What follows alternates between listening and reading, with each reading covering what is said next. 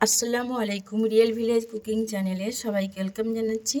আমি আজকে আপনাদের সঙ্গে পুডিং শেয়ার করব। বেঁচে যাওয়া কলা দিয়ে আপনারা ফেলে না দিয়ে এই বেঁচে যাওয়া কলা দিয়েই বানিয়ে নিন সহজেই এই পুডিং রেসিপি।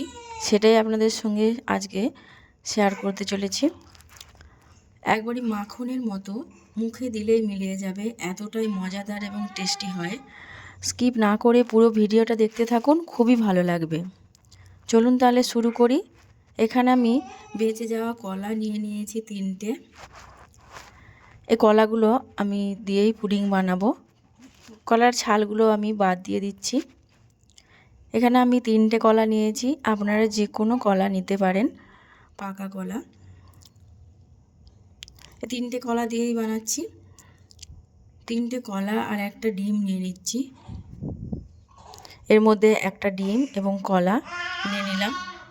এই কলাগুলোকে এবার আমি ম্যাশ করে নেব।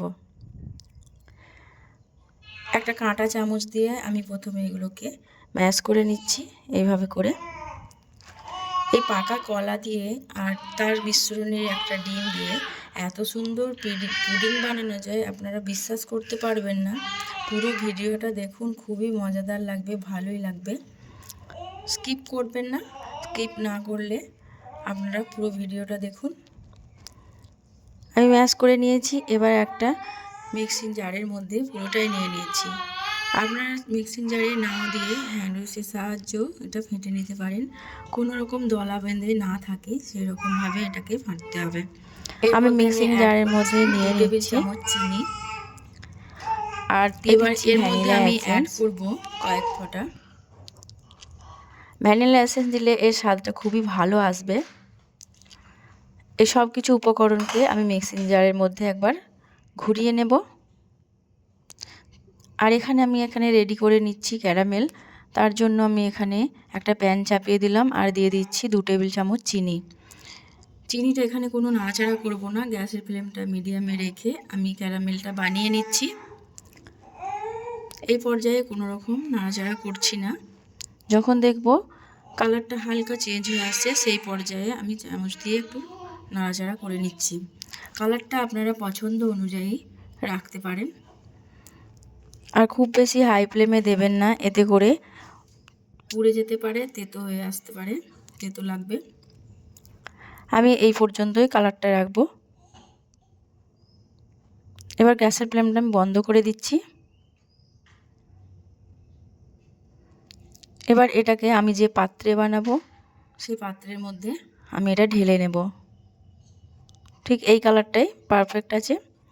আমি একটা পাত্র নিয়ে নিয়েছি। এই পাত্রের মধ্যে আমি ক্যারামেলটা ঢেলে নিচ্ছি আর চারিপাশে ছড়িয়ে নেব। একটু নড়িয়ে নড়িয়ে চারিপাশে একটু হেলিয়ে এভাবে করে ছড়িয়ে নিতে হবে, যাতে ক্যারামেলটা চারিদিকে ভালোভাবে লেগে থাকে, এতে করে কালারটা ভালো আসবে। আমি নিয়ে নিলাম। এবার কলা চিনি মিশ্রণটা আমি একটা বোলের মধ্যে নিয়ে নিয়েছি। আর এর মধ্যে অ্যাড করে দিলাম দুধ। 1 বাটি পরিমাণে দুধ আমি নিয়ে নিয়েছি। দুধ আগের থেকে জাল দিয়ে গাঢ় করে রেখেছিলাম। এর সঙ্গে ভালোভাবে মিশিয়ে নিচ্ছি। এবার এটাকে আমি ছেঁকে নেব। হয়তো কলার মধ্যে কোনো রকম বীজ বা দানা না থাকে বা দলা বেঁধে না থাকে, সেই জন্য এটাকে ছেঁকে নিতে হবে। আমি এখানে একটা ছাঁকুনি নিয়ে নেব আর এই পাত্রের মধ্যেই ছেঁকে নেব। এখানে একটা ছাঁকুনি নিয়ে নিয়েছি এরকম। এবার এর মধ্যে আমি পুরো ব্যাটারটা ঢেলে দিচ্ছি। এই দেখুন, এইভাবে করে আপনারা যে কোনো ছাঁকুনি নিতে পারেন। একটু চামচ দিয়ে নাড়াচাড়া করলেই দেখবেন এর মধ্যে অনেক কিছু দলা বেঁধে আছে। কলার এই দেখুন এইগুলো বেরিয়েছে। এবার এগুলো আমি এক সাইডে করে দিলাম। এবার এটাকে আমি ঢাকনা সাহায্যে ঢাকা দিয়ে দিচ্ছি। যেহেতু আমি পুডিংটা জলের ভাবে বানাবো, সেই জন্য একটা কড়াইয়ের মধ্যে জল আর একটা স্ট্যান্ড বসিয়ে দিলাম। এবার ঢাকা দিয়ে দেবো। ঢাকা দিয়ে রেখে দেবো 10 মিনিট। 10 মিনিট পর পুডিংটা আমার ভালোভাবে রেডি হয়ে যাবে।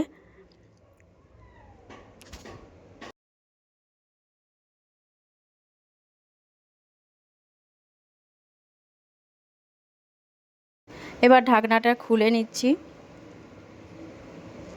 এর মাঝে আমি একবার এটা খুলেছিলাম,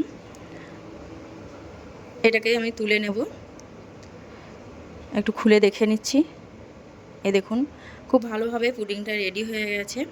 এটা আমি তুলে নিচ্ছি। এবার সাইডগুলো আমি ছাড়িয়ে নেব। একটা চাকুর সাহায্যে চারিদিকটা ভালো করে ছাড়িয়ে নিতে হবে, আর এটা সহজেই উঠে চলে আসবে। একটা প্লেট নিয়ে নিচ্ছি, এই প্লেটের মধ্যে আমি এটাকে নিয়ে নেব। উল্টো দিয়ে করে এইভাবে করলে, উল্টো দিয়ে হালকা করে প্রেস করলেই সহজে এটা বেরিয়ে চলে আসবে। হালকা করে এইভাবে প্রেস করে দিলাম।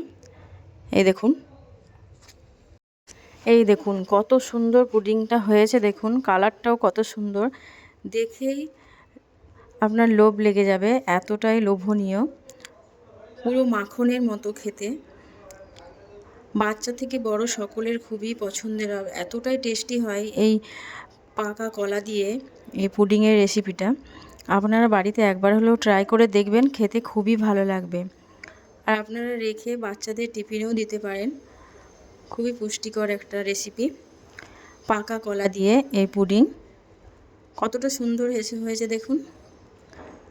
এই দেখুন আজকের এই রেসিপিটা আপনাদের কেমন লাগলো কমেন্টে অবশ্যই জানাবেন। ভালো লাগলে চ্যানেলটা সাবস্ক্রাইব করে পাশে থাকার অনুরোধ রইল। আমি একটু কেটে দেখাচ্ছি। এই দেখুন এতটাই নরম, তুলতুলে আর অসাধারণ টেস্টি। এই দেখুন কেটে দেখাচ্ছি ভেতরটা। এই দেখুন কত সুন্দর হয়েছে দেখুন। এই দেখুন খুবই দারুণ একটা রেসিপি, আপনারা বাড়িতে ট্রাই করতে পারেন।